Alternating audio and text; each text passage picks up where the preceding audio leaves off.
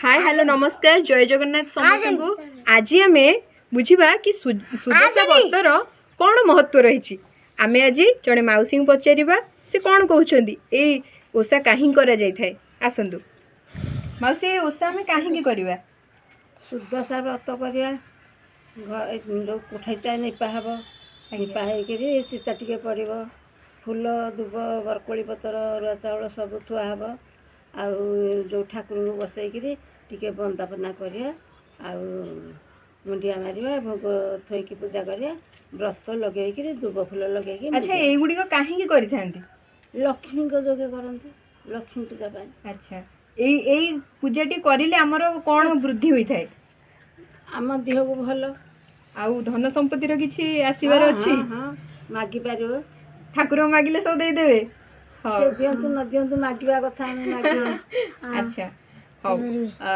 बहुत बहुत धन्यवाद मौसी को जहाँ से आमको इनफॉरमेशन देले। जय जगन्नाथ।